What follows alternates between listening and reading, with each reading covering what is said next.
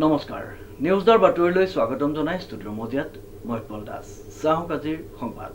শিৱসাগৰ সমষ্টিৰ বিধায়ক অখিল গগৈৰ সোণাৰীত এক বিশাল জনসভাত অংশগ্ৰহণ নিউজৰ এক ৰিপৰ্ট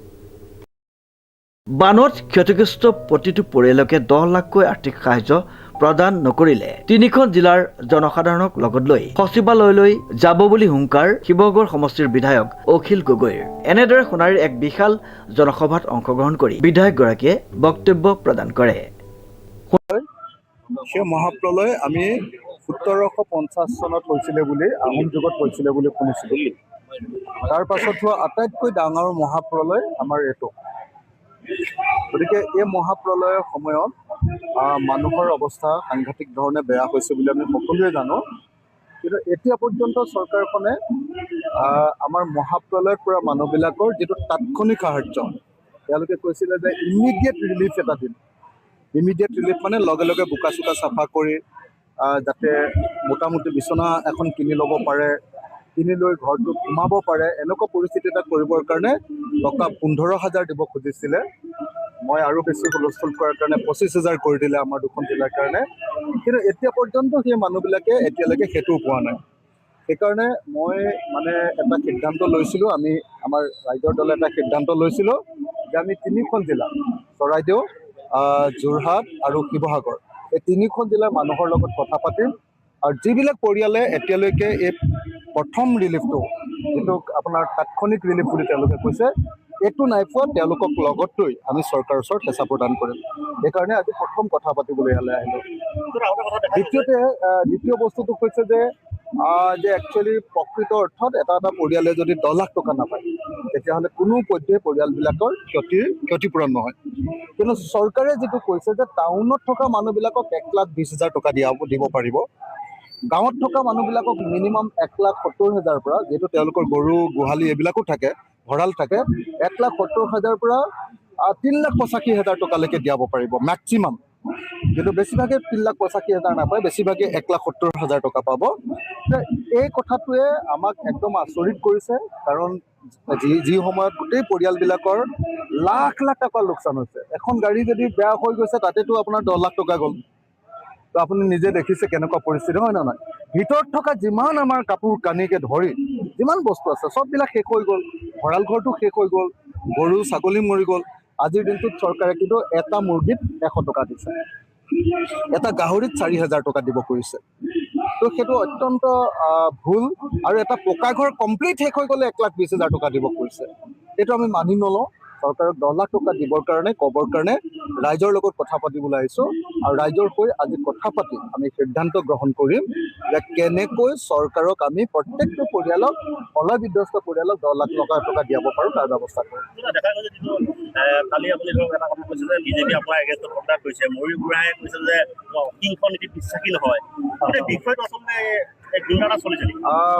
ময়ূৰে যিটো কথা কৈছে এইটো গণতান্ত্ৰিক দেশত কথা ক'ব নোৱাৰি তেনেকৈ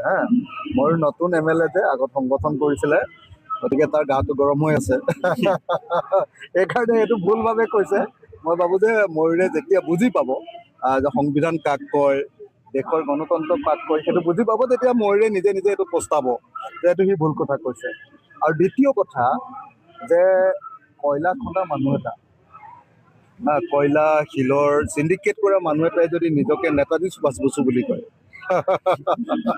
তেতিয়াহ'লে সুভাষ বসু কোন এই কথাটো নাজানে তাৰমানে বুজিছে নাই সেইকাৰণে মই ভাবোঁ যে ময়ো সৰু হৈ আছে বয়সতো সৰু সি আৰু দ্বিতীয় কথা প্ৰথম MLA আৰু সি চাগে মানুহ মোক গুলিয়াই দিলেও একেটাই মানুহ মহাত্মা গান্ধীয়ে যেনেকৈ নাথুৰাম গডছে গুলিটো খাই কি বুলি কৈছিল হয়নে নহয় গতিকে ময়ো তেনেকুৱাই মানুহ মোক সেইবিলাক ভয় চয় দেখুৱাই লাভ নাই কিন্তু এটা কথা খাটাং মই অসমৰ মুখ্যমন্ত্ৰী ডাঙৰীয়াক স্পষ্টকৈ কৈছোঁ একদম ক্লিয়াৰলি মই অসমৰ মুখ্যমন্ত্ৰী ডাঙৰীয়াক কৈছোঁ যে আপুনি আমাৰ প্ৰত্যেকটো পৰিয়ালক 10 লাখ দিব লাগিব আৰু যদি 10 লাখ নিদিয়ে নহয় মই তিনিখন জিলাৰ মানুহক লগত লৈ মুখ্যমন্ত্ৰীয়ে গম পাইছে 2টা বস্তু যে মই তেখেতৰ টেবুলৰ ওপৰত তাণ্ডৱ নৃত্য কৰিম যিহেতু আপোনাৰ শিৱসাগৰ জিলা আয়ুক্তৰ লগত এটা বিবাদমান ঘটনাটো ওলাইছিলে চৰাইদেউতো সেই ঘটনাটোৰ লগত কিবা এটা লিংক আছে কিবা ক'ব নেকি আপোনালোকে চাওকচোন DC গম পাইছে 2টা বজাত যে আজি বানপানী আহিব, হয়নে নহয়? সেই কথাটো আকৌ আমাৰ গাৰ্জেন মিনিষ্টাৰকো কৈছে বিমলক। সেই মানুহ দুটাই নিজৰ ভিতৰত কথা নাপাতি সেইটোকে যদি ছ'চিয়েল মিডিয়াত দি দিলেহেঁতেন, সেইটোকে যদি টিভি মানুহবিলাকক আপোনালোকক কৈ দিলেহেঁতেন যে এনেকুৱা হৈছে, দুইজনটো গিৰিয়েক ঘৈণীয়েক নহয় জানো? আমাৰ সোণাৰীৰ মানে চৰাইদেউ ডিচি আৰু শিৱসাগৰ ডিচি গিৰিয়েক ঘৈণীয়েক। তেওঁলোক দুজনে যদি ছ'চিয়েল মিডিয়াত বা মিডিয়াত যদি কৈ দিলেহেঁতেন যে আমি নাগালেণ্ডত এনেকুৱা খবৰ পাইছোঁ, ৰাইজ আপোনালোকে ঘৰকেইটা এৰি দিয়ক, আমি চাৰ্টিফিকেটখন লৈ ঘৰখিনিৰ পৰা আঁতৰি দিলোহেঁতেন, তেতিয়া 105জন মানুহ বাচিলেহেঁতেন। প্ৰথম কথা সেইটো নকৰিলে, গতিকে মোৰ তেওঁৰ ওপৰত খং আছে। খাৰাংখাজ কথা, মোৰ অসমৰ খিলঞ্জীয়া মানুহ 105জন মানুহ ঢুকাইছে, গৰু গাই গোটেই সা সম্পত্তি চব ধ্বংস হৈ গৈছে, মোৰ তেওঁৰ ওপৰত খং আছে। মিছা কথা কৈ লাভ নাই, মোৰ ডিচিৰ ওপৰত পূৰা খং আছে। দ্বিতীয় কথা, আমাৰ ডিচিজনে একেবাৰে মন্ত্ৰীৰ পিছে পিছে ঘূৰি ফুৰে, কাম নকৰে। ইমিডিয়েট ৰিলিফ দিব খুজিছে, ইমিডিয়েট তাৎক্ষণিকভাৱে ৰিলিফ দিব খুজিছে 15,000।